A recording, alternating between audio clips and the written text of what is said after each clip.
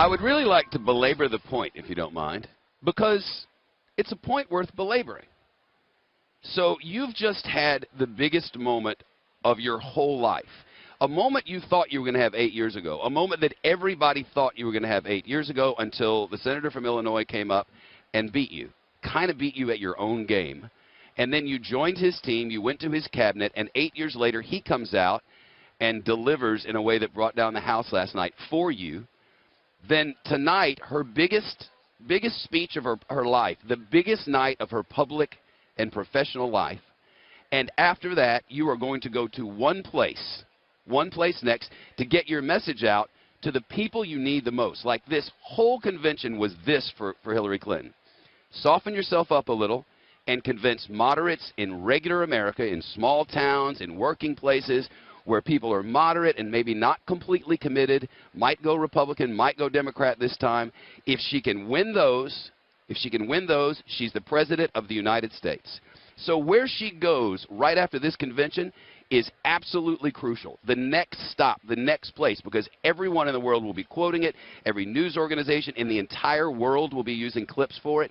Sort of all the journalists on the planet are counting on that interviewer, whoever gets her next, to get the big answers to the big questions. So if you're the Clinton campaign, where do you go to find those people?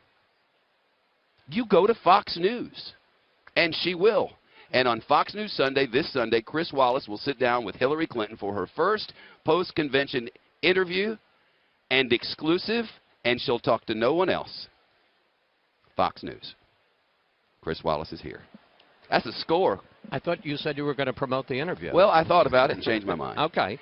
Well, I was feeling pretty good about it until you told me all the stakes involved. We've been looking for 15 months since Hillary Clinton got into this campaign to sit down with us, and she's done a zillion Sunday shows and other shows, and they kept saying our time will come, our time will come. As it turned out, it's kind of perfect because, as you say, she's going to have this acceptance speech tonight, and then she's going to go on a bus tour with Tim Kaine. We're going to talk to her on Saturday in Harrisburg. It's her first interview as the Democratic nominee, the first woman nominee of a major party. In American history. In American history, and it's the only interview she's going to do Friday through Sunday. So you want to see what Hillary Clinton thinks about this convention, yes, what she thinks about Donald Trump, yes, what she thinks about the campaign. Obviously. Ask her a lot of the questions people have on their minds. There's only one place to go. Fox News Sunday with Mr. Soup himself, Mr. Sunday and Mrs. Soup. Your father would be so proud of you. Well, I hadn't thought of that, but he would be. I think he would be. So actually, he'd probably be fighting me for the interview. Probably. What's your goal? Well, that's a good question. Obviously, you want to make some news. You want to get her to talk about some things that she hasn't talked about. And the one thing that we kind of have an advantage is, yes, she's going to give her speech tonight and give her basic program, but she's been off the trail for the last week. Yep. And so there are a lot of things that have happened. What Donald Trump has said about Russia, what various people in the campaign, this campaign, have said about Trump, what Trump has said about them. And this will be the first opportunity. And I also think that in our fair and balanced way, we'll ask her some questions that a lot of people in the mainstream media have not asked her so far. You know, you can go to her website and you can learn about policies and positions, and she's very good at talking about that sort of thing. With these two candidates, it's tough to contrast. It's tough to compare and contrast because there really aren't a lot of specifics from the other side. So I wonder how you'll go about that process. Well, on a lot of these issues, I would like to explore where she stands and not to talk about Trump. And I don't want to give her the out of being able to say, well, Donald Trump says, no, I want to, what's your position on X? And how does that work? And why will that be better? And, you know, one of the points that Barack Obama had to deal with last night, 2/3 of the country thinks that we're on the wrong track. A lot of people feel economic anxiety. A lot of people do not feel this recovery that statistically is going on. So why should the Democrats get a third consecutive term? So there's a lot to talk about. I'm waiting for the politician who eventually, and it won't be now, but eventually finds it politically necessary to tell the truth that globalism is not going away and that economies are going to have to change fundamentally, and there is no bringing back some things that are gone because of realities in the world. That no, you can't have it the way it was. It has to change now because the world has changed. Well, that reality has not been spoken. But let's take an example of that, because that's kind of what Hillary Clinton was saying when she got roasted for talking about coal miners. That's right. You're not going to get your jobs back. And the second because they're not. And the second half of that, which is, so we got to find you other jobs, That's right. didn't really get talked about, and that explains why it's so dangerous to play the truth card and to just be honest and open. Listen, I covered Ronald Reagan in 1980 when he was traveling around the Rust Belt, and he was talking at going to steel mills here in Pennsylvania and talking about how we're going to bring back big steel. It didn't happen in 1980, and it hasn't happened in the 36 years since. It's a different world, a much more different world now than it was. Well, let's right think about that. big steel, though. Look at what's happened in Pittsburgh, Pennsylvania. Look at the young Americans who are coming from all over the country out of that fantastic education system that's in and around Pittsburgh, coming to work in some cases for UPMC, a fantastic healthcare provider, an enormous health operation. There are young people, millennials from all over the nation, going there for clean energy, for clean jobs, and Pittsburgh is seeing a revitalization like few cities in America.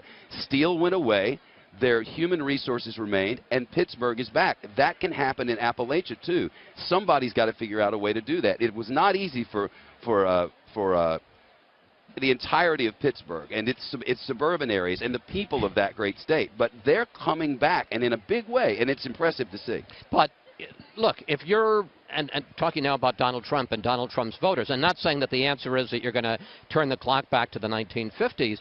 Poverty is higher than it was at the beginning of the Obama's time in office. There has been no net increase in income. It's lower now than it was in 2008. I mean, there is an economic reality. Not to say this question of that you can turn the clock back, but the transition that you're talking about making, it's hard, and there are a lot of people who have not been part of it and really feel that they're being left behind, and you can understand Trump speaking to those anxieties. We'll talk to Hillary Clinton about that. Well, really looking forward. I always look forward to Fox News Sunday, but especially this Sunday on your local Fox station, one where there's football on Sundays in football season. That's the Fox where Fox News Sunday is. That's where Hillary Clinton will be this Fox News Sunday. Explain those core values that have motivated her whole life and paint a picture of the future, how she's going to make things better for everyday working people.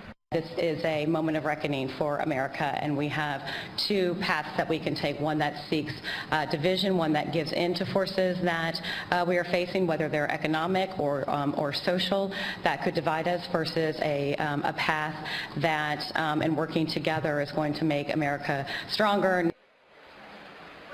The Clinton campaign talking a little bit about the speech tonight for Hillary Clinton. This as Donald Trump has released a pretty long statement, just a part of it. In the Democrats' fantasy world, there is no problem with Hillary Clinton maintaining an illegal exposed server full of classified information that could have been hacked by any foreign enemy.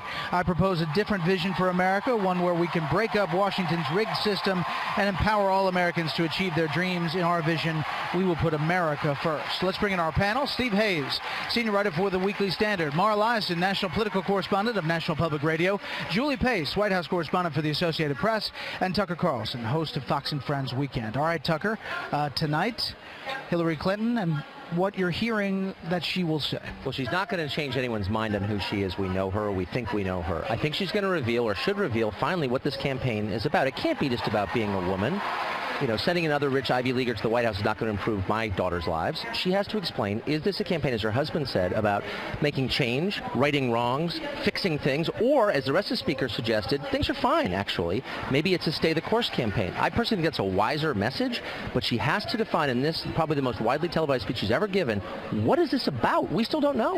You know, it's interesting. I asked Robbie Mook about, after he said, you know, we understand people are hurting about the economy and all the challenges and the tension.